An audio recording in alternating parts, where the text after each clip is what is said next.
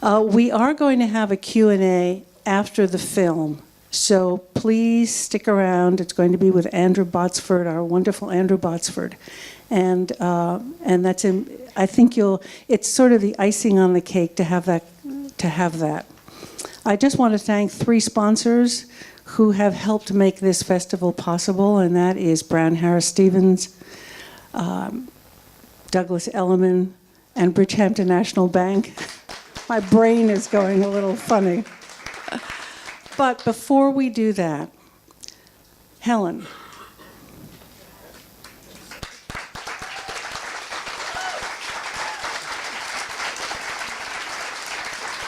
Helen Whitney, who I met many years ago, who is a lion of the documentary world, just as Maisel and Penny Baker and Leacock and Nigel, and has been making films, struggling to make films for a long time. 40. But, and because of that, and because she has such respect from her peers in the business, we are giving Helen the Filmmaker's Choice Award for 2017.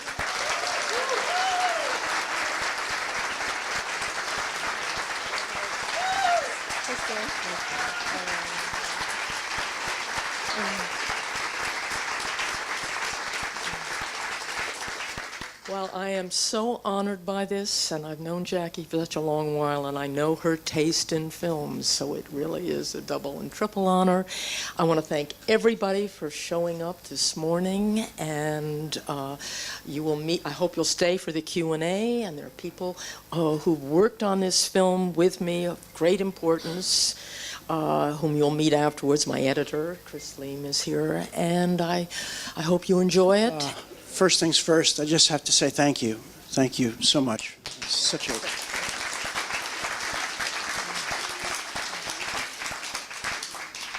Just an incredibly beautiful film in so many ways, and the curse is that we have 15 minutes to talk about it, but fortunately yeah, mine is on. Is mine on? Yes, okay, there we go.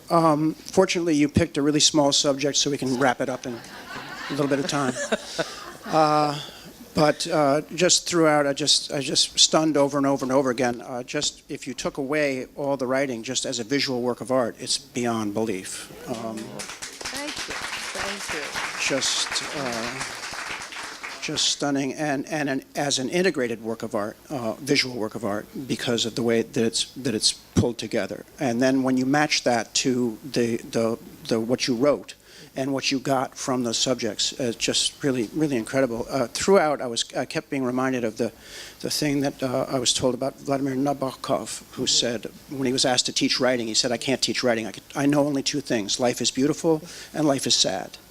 And this comes through here over and over again, the beauty of life in dealing with death, but how the focus is always on the beauty of life. And the metaphors, the visual signposts, starting with the light, and throughout, visually going to the light, going to the stars, going to the forms of light. And at the very end, we find that love is the light. You know, that at the end, when it's wrapped up, that the light is rage against the dying, and the light rage against the dying of the love, because the love is what is life, you know, light and love. And I was struck also by the over and over again going back to the sea, the images of water, which also seems to be the water of life, seems to be all about life. So it is very life affirming. But can you talk about writing it a little bit, because how you decided to start writing it and how you started to sew it together? The writing of it? Well, you know, it started out, it changed a bit. I mean, I started this film thinking in binary opposites, and the title said it all. What's next? Oblivion or afterlife? That was a kind of handle, and I thought, this is a question. By the way, this film is really an excuse for me at this middle point in my life and documentary filmmaking gives you this permission to ask the questions that we all want to ask of all of each other, which we never get to at a cocktail party or any place. Like, why do you get up in the morning? What is your story? And will it sustain you at the end? And what's so wonderful is both the profession and this film, which I chose quite deliberately, gave me the permission to find out. And there were a lot of different answers to that question. So to go back to the what's next, Oblivion or Afterlife, I soon discovered that that the answers were so much more nuanced and variegated than those binary opposites, and that this film really had to become, as the new title suggested, Into the Night, Portraits of Life and Death. And no narrative is meant to supersede all the others. I wanted to honor each of them. And there are people in this film, if they were sitting here right now and are alive, would say, no, I get the power to live through pushing back against death, actually. And I wanted to honor that too. I really did. Obviously, I put what you said, love trumps all in the last story. That is true, and that is my favorite story, and I spent the most time with that man, Jeffrey Peeler, and he cut closest to my heart. Because he went through a lot of narratives, the narrative of science that didn't sustain him, the narrative of ambition. This was a hugely ambitious Mayo surgeon, and lost a marriage along the way through all the excessive hours that he worked. And then this happened, and he pushed back against this prostate cancer for over 10 years. And what wasn't in the film is that a real epiphanous moment for him came through not an embrace of Buddhism, but an exploration of it. He went to Bhutan, took a lot of pictures, and he came back really ready to say enough now, and to have this transformation that was so powerful. So my heart goes to him, and he touched on so many of the other stories, but he ended up in a different place. And I agree, and I found that when you looked at all of them, and you did not let one supersede the other, which was great. And I returned to the writing of this because when you sewed it together at the end, and you didn't allow one or the other, and it was like, and what I saw throughout was the commonality in different things, because you have the storyteller talking about the infinity of nature, that are, and not only the natural processes that he's talking about, but he's talking also about the infinity of choices that resulted in him living. And then you get the infinity of choices from the astrophysicist. So we're talking about two different kinds of infinity, and yet that's a place they're going to deal with the finality of death, or is it the finality, whatever it is. So that sort of infiniteness. And then when you get to the awe, when the awe is where the holy is. That was, I can't even remember which story that was. That was Phyllis Tickle. Yeah, but there again we have awe, because awe is the response to infinity. You know what I mean? And that is a holy place. So of course you have to deal with religion through this. And I just think that one of the many miracles of this movie is that there is that commonality through it, but from different narratives, completely different narratives, but we're all dealing with the same issue.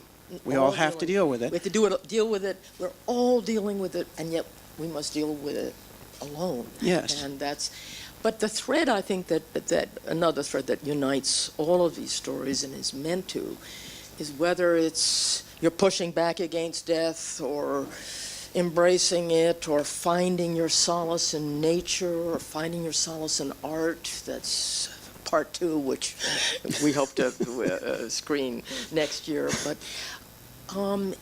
every one of these people is saying, but live, if you're given the privilege and the grace of time, health, until the illness takes over, and means, then be conscious. Make a choice. Live consciously and die consciously. And I think every one of those people, that became their truth.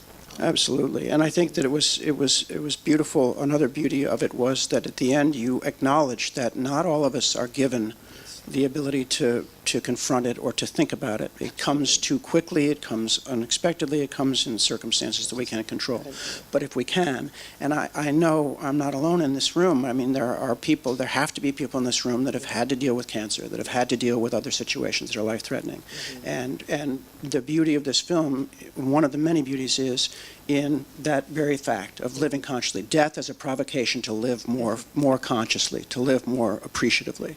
And that came out in every one of those narratives, which was just one of the many beauties of it.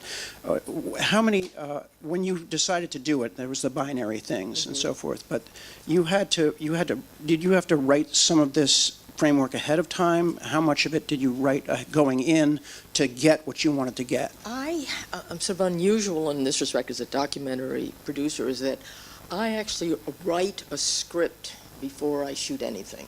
And that comes, I do, some say excessive, I know PBS would say excessive, pre-interviews. I mean, I and my wonderful team spoke with hundreds of people before I chose the 14.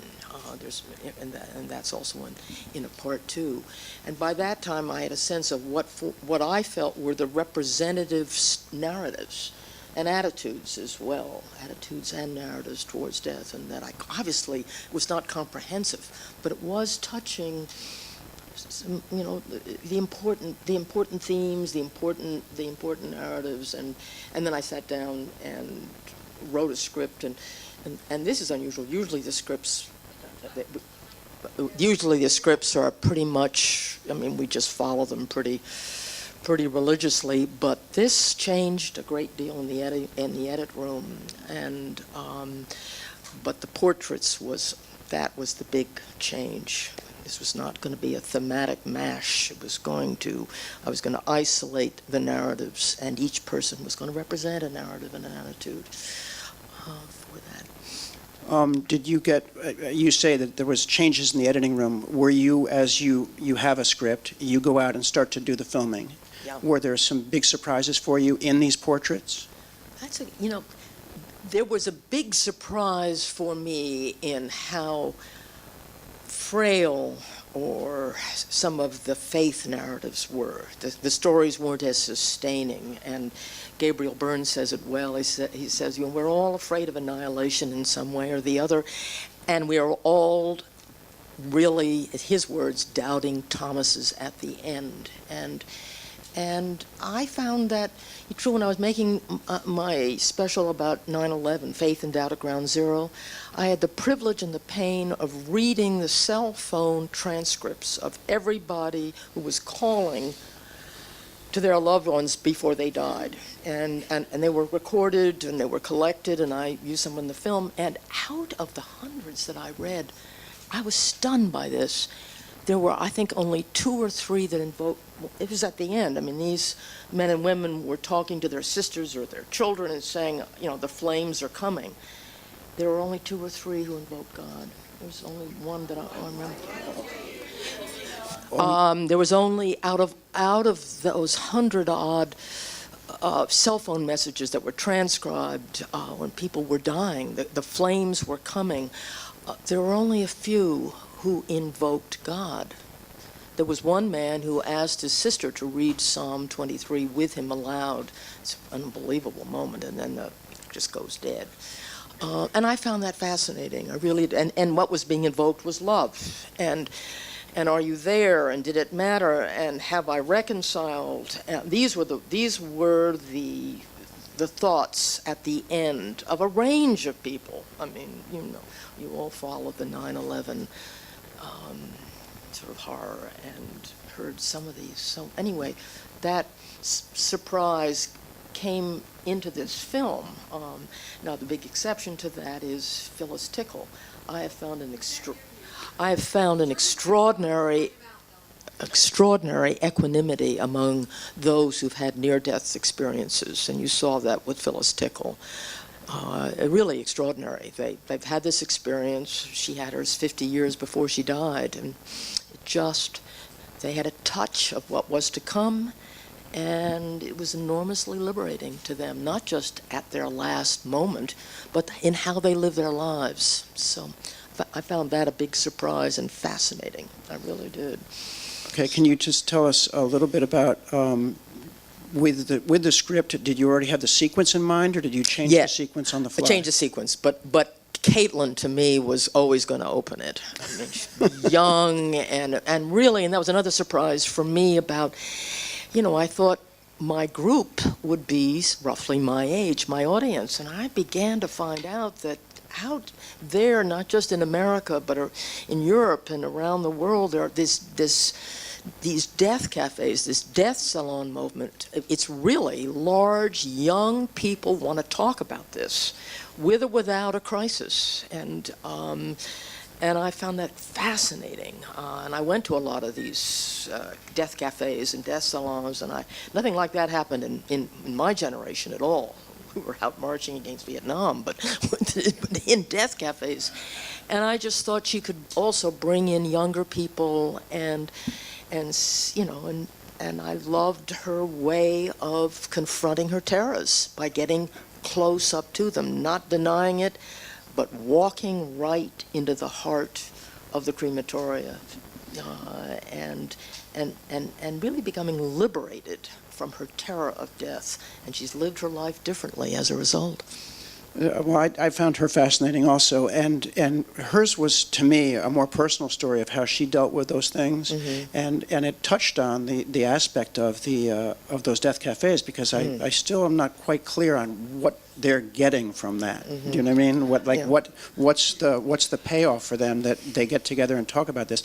And so, but like many of these narratives, they open up vast considerations in each of them for us to deal with the thing that we all have to deal with. And I just can't thank you enough for making such a beautiful film. Okay, thank you.